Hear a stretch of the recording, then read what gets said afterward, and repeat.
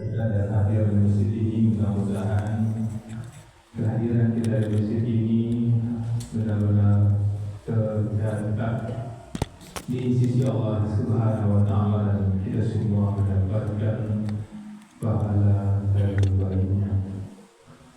Bapak Ibu yang kami muliakan, kita lanjutkan hikmah dan pelajaran dari ayat suci Al-Quran. Sekarang kita masuk surah Al-Baqarah ayat 114. Wa man aslamu mimman mana masajidallah. Dan siapakah yang lebih zalim daripada orang yang mana masajidallah, melarang orang untuk memasuki masjid Allah. Ayyuskara fi hasmuhu wa sa'a fi kharabiha, untuk menyebut namanya dan berusaha merobohkannya.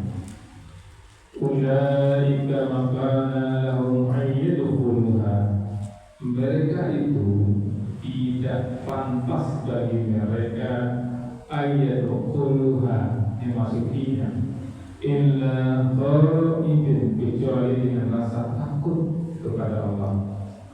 Lahum fid dunya khizyun, di dunia ini mereka akan mendapatkan kehinaan. Walahum fil akhirah, dan di akhirat mendapatkan azabun azim, azab yang berat. Bapak Ibu yang kami muliakan, ini Al-Baqarah 114. Ayat sebelumnya membicarakan tentang perselisihan antara Yahudi dan Nasrani. Masing-masing menganggap hanya dirinya yang berada di jalan yang benar dan menolak kebenaran yang datang dari pihak lain. Maka ayat 114 ini datang sebagai kelanjutan kecaman Allah terhadap orang-orang yang tidak hanya menolak kebenaran, tetapi juga berani menghalangi manusia beribadah di rumah Allah, bahkan berupaya merusak dan menutupinya. Kita lihat hikmahnya Bapak Ibu. Yang pertama, larangan keras menghalangi ibadah, mana masajidallah, menghalangi orang untuk masuk ke dalam masjid-masjid Allah. Maka Bapak Ibu, kaca dari ayat ini kan pernah kita menutup akses orang untuk beribadah, termasuk dengan cara mempersempit, mempersulit atau memadamkan kegiatan dakwah.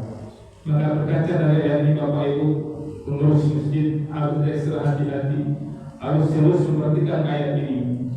Memang kalau bisa masjid ini bukan 24 jam Bapak Ibu, karena untuk beribadah tidak semua orang bisa tepat waktu, apalagi musafir ketika dia datang di luar jam, apalagi sudah lewat isya, mereka tidak bisa lagi ke masjid. Kenapa?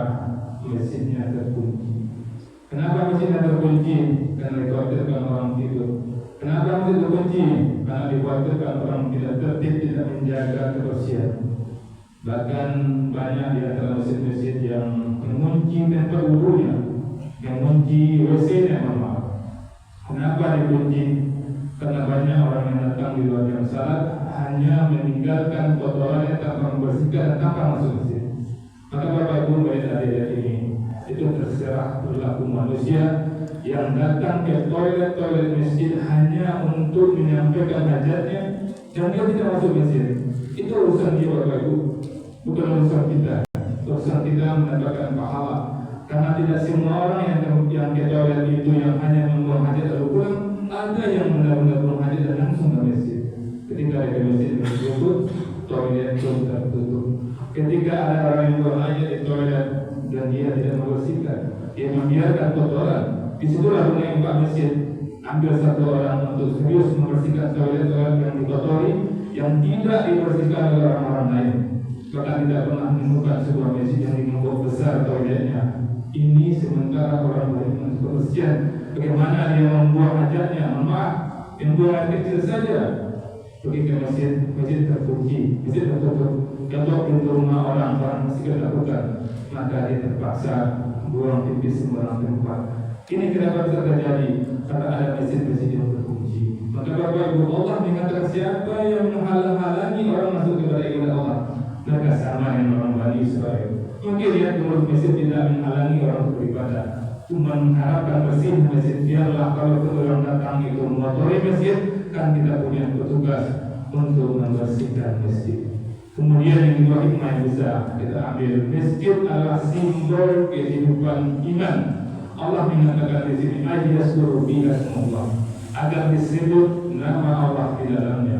Masjid bukan sekedar bangunan, tapi tempat hidupnya zikir, tilawah dan doa. Maka Bapak Ibu, ketika kita punya kesempatan untuk itikaf di masjid, apakah ketika Jumat menunggu azan dikumandangkan, apa salahnya ketika menunggu azan dikumandangkan itu kita full zikir kita, full doa kita, full taubat kita, full salawat kita. Banyak memperhatikan ketika waktu panjang lagi kumandangnya azan, dia sudah datang ke masjid lebih awal, tapi yang dia gunakannya berbicara sesama dia dan digunakannya untuk melihat handphonenya. Betapa ruginya orang seperti ini Bapak Ibu. Kemudian hikmah berikutnya, merusak masjid bisa dalam bentuk fisik dan maknawi. Bagi orang-orang yang datang ke toilet masjid kemudian membuang hajat di situ, kemudian dia biarkan yang tidak bersihkan, dosa besar bagi dia dan pahala besar bagi yang membersihkan. Assalamualaikum warahmatullahi wabarakatuh. Waalaikumsalam warahmatullahi wabarakatuh.